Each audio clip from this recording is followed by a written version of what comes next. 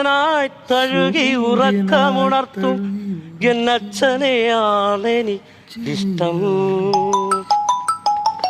ഓ ഇടയ്ക്കൂടെ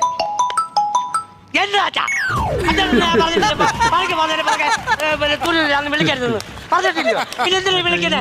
മര്യാദക്ക് അവിടെ ഉണ്ടോ? ഞാൻ പറഞ്ഞേക്കാം കേട്ടോ.